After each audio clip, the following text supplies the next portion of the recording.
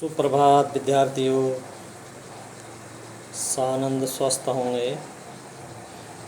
आज आपको हिंदी विषय में क्षितिज पुस्तक के सवैये नामक पाठ के तीसरे पद के बारे में जानकारी देंगे।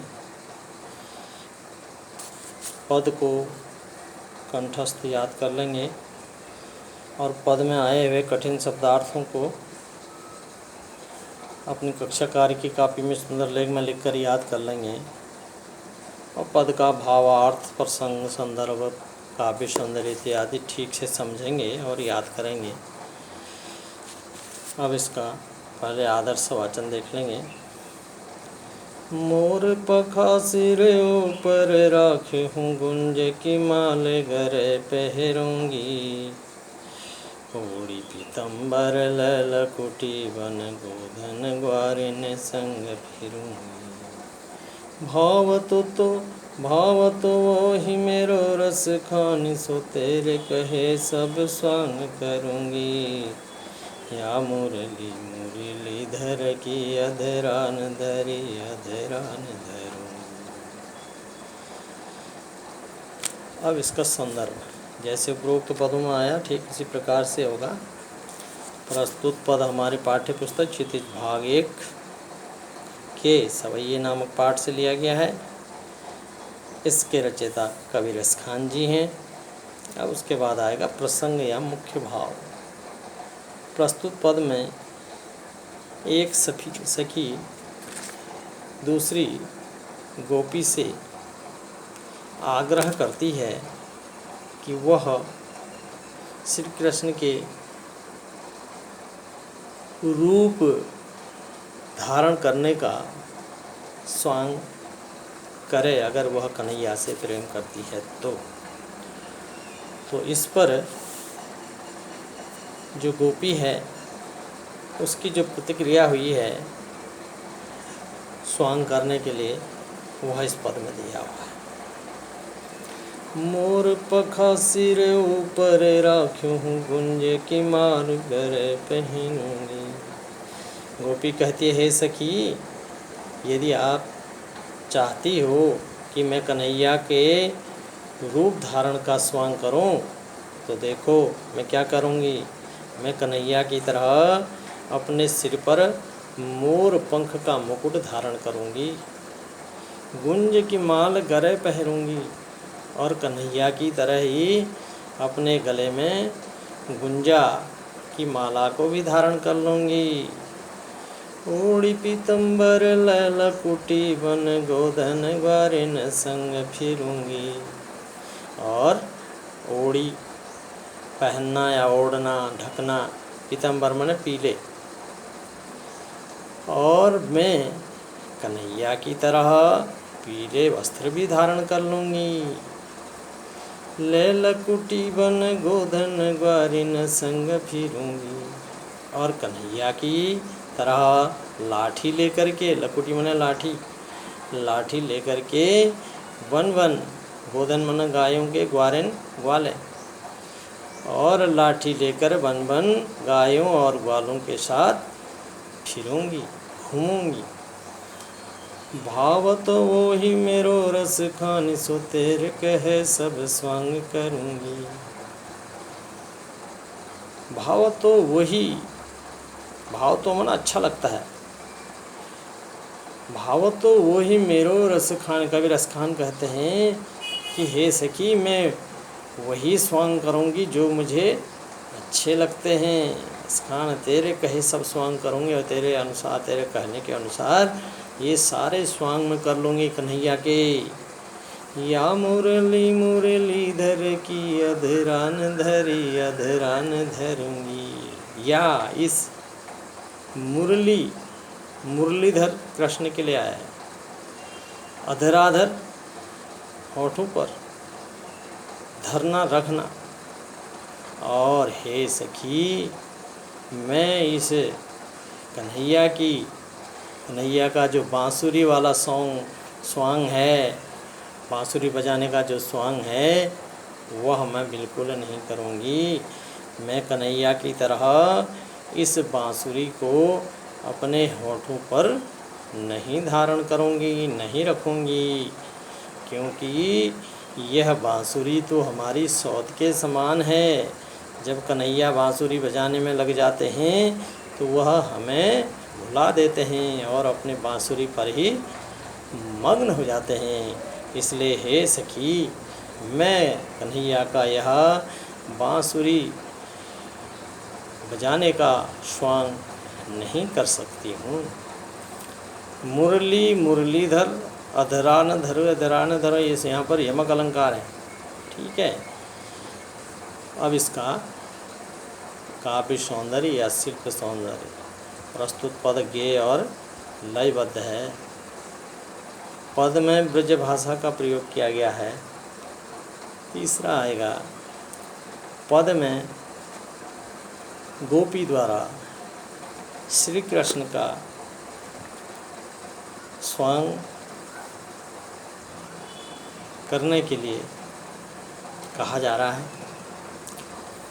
और गोपी श्री कृष्ण की बांसुरी को अपनी सौत के समान मानती है, इसलिए वह स्वांग नहीं करना चाहती है। पद में यत्र तत्र अलंकारों का समावेश है। पद ब्रज भाषा में लिखा गया है। इस प्रकार से इसका काव्य सौंदर्य या शिल्प सौंदर्य हो गया। ठीक है। अब इसी प्रकार से अगला पद भी देख लेंगे। काननी दे अंगूरी रही बो जब ही मुरली धुनी मंद बजे हैं, मोहनी तान सोरस खानी अटा चढ़ी गोधन गए तो गए। तेरी कहो सिगरे ब्रज लोगिन काले को किते समझे हैं, मायरी वा मुख की मुस्कानी संभारी न जहन जहन जहन। अब यहाँ पर संदर्भोक्त की तरह बनेगा। यहाँ पर गोपी लोगों को आगाह कर रही है कि मैं कन्हैया के प्रेम बंधन में बंधने वाली नहीं, और साथ ही अगर मैं उनके बांसुरी के मोह बंधन में आ गई तो फिर मुझे आप कोई लोग दोष मत देना। गोपी कहती है, कानन दे अंगुरी रही बो जब ही मुरली धुनि मंद बजे हैं। हे सखी, जब कन्हैया अपनी बांसुरी को बजाएंगे तब मैं काननी मने कानों में, अंगुली रहबो मने रखूँगी, तब मैं अपने कानों में उंगली रख लूँगी। जब ही मुरली धुनि मंद बजे हैं, जब बांसुरी धीरे धीरे, जिस समय कन्हैया की बांसुरी धीरे धीरे मंद स्वर में बजेगी, तब मैं अपने कानों में उंगलियों से बंद कर लूँगी। मोहनी तान सोरस खानी अटा चढ़ी गोधन गए है तो गए है। कबीर रस खान कहते हैं, गोपी कहती है, चाहे कन्हैया, अटा मना होता महल या अटारी ऊंचा स्थान, ठीक है। मोहनी तान सोरस खानी, कबीर रस खान कहते हैं, गोपी कहती है, चाहे कन्हैया अपनी बांसुरी की इस तान को कितने ही ऊंचे ऊंचे स्थानों पर जाकर या महलों पर जाकर के छोड़े, तान बजाए मुरली को, लेकिन मुझे कोई असर नहीं होगा। तेरी कहे सिगिर जलोगनी काले ही को कि तो समझे है। तेरी मने पुकार कर करना। सखी कहती है, हे ब्रजवासियों, मैं पुकार पुकार करके कहती हूँ कि कल के दिन आप मुझे दोष मत देना, काल ही काऊ कितों समझें। चाहे मुझे कितना ही आप लोग समझाएं, मैं समझने वाली नहीं। माई रीवा मुख की मुस्कान संभारे न जय है न। हे मेरी माँ, उसके मुँह की मुस्कान संभारे नहीं संभलती है। अर्थात मैं उस कन्हैया के मोह बंधन में आ जाती हूँ। इसलिए मैं यहाँ से आपको आवाज़ दे रही हूँ कि कल आप लोग मुझे किसी प्रकार का दोष मत देना। ठीक है, इस प्रकार से ये गोपी ने अपना भाव व्यक्त किया है।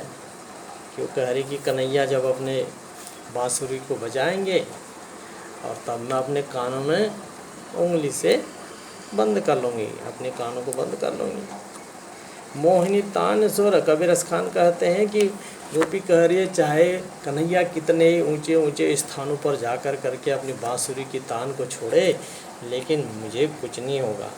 लेकिन यदि कुछ हो गया, टेरी कहूँ सिगरे ब्रज लोगन। इसलिए हे ब्रजवासियों, मैं आप लोगों से पुकार करके कहती हूँ कि काल कऊ कितों समझे, कल कोई कितना ही मुझे समझाए, मेरी समझ में यह बात नहीं आएगी। अर्थात में अगर मैं कृष्ण के माया मोह बंधन में फंस गई तो मुझ पर अगर कृष्ण का जादू चल गया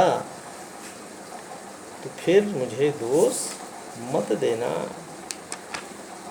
सिगरे ब्रजकालीन कहूँ समझे, माई री वा मुख की मुस्कान संभारे न जह न जह। तब कहती हैं गोपी, कृष्ण के मुख की जो मुस्कान है, मनमोहक सम्मोहन करने वाली जो मुस्कान है, उसके जादू से किसी प्रकार भी बचा नहीं जा सकता है। अर्थात मैं चाह कर भी अपने आप को संभाल नहीं सकूंगी। अर्थात कन्हैया की मनमोहक मुस्कान के वशीभूत होकर मैं रह जाऊंगी और फिर मुझे बुरा भला आप लोग मत कहना। इस प्रकार से इसका भाव हो गया। शिल्प सौंदर्य प्रोक्त की तरह आएगा। पद गेय और लयबद्ध है। पद में ब्रज भाषा का प्रयोग किया गया है। ठीक है, पद की भाषा सरल और पद में सवैया छंद है।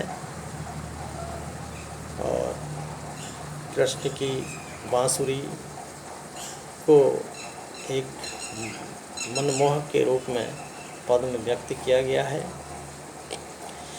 इस प्रकार से इस पाठ से संबंधित जो भी शब्दार्थ हैं उनको आपने सुंदर लेख में अपनी कक्षा कार्य की कॉपी में लिख लेना है। जहाँ कल का कार्य किया था, जहाँ शब्दार्थ उतारे थे, उसी के नीचे आपने इस कार्य को करना है। गुंज माने घुंघची या लाल रंग का एक दाना होता है। ठीक है। गरे माने गले में।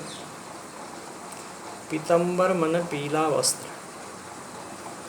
गोधन माने गाय रूपी धन या गाय। ग्वारिन ग्वालुम। भाव तो माने अच्छा लगता है। स्वांग माने रूप धारण करना या फेस बदलना, अपना वेश बनाना। मुरलीधर कृष्ण, श्री कृष्ण को ये मुरलीधर कहा गया है। अधरान, अधरान माने होठों पर। अधरान होठों पर। धरोंगी, धरोंगी माने रखूंगी। अब अगले पद का आ गया काननी। काननी माने कानों में। दे माने दे करके। अंगुरी माने अंगुली। रहिबो माने रहूंगी। जब ही माने जिस समय। धुनि माने तान या ध्वनि। मोहिनी मोहित करने वाला। अटा माने अटालिका या महल, ऊंची ऊंचा स्थान। अटा अटारी। गह माने गाय। गाय चाहे कितनी ऊंची आवाज में गाय, गह गाय, गाना क्रिया। टेरी टेरी माने पुकार कर बुलाना, आवाज़ दे करके बुलाना, ठीक है। शीघ्र माने सारे, काल ही माने कल, को माने कोई या कितना ही, कोई कितना ही समझाए मैं समझने वाले नहीं हूँ, कह रही है वो गोपी, ठीक है। इसी प्रकार से इस पाठ के शब्दार्थ पूरे होते हैं और इन्हें ठीक से अपनी कॉपी में लिख लेना है और याद कर लेना है। पद को भी याद करना है, लयबद्ध सवैये जो भी हैं इसमें, और पाठ से संबंधित प्रश्नोत्तर भी आपको लिखाए जाएंगे, ठीक है। आज के लिए इतना ही पर्याप्त है। धन्यवाद, फिर मिलते हैं।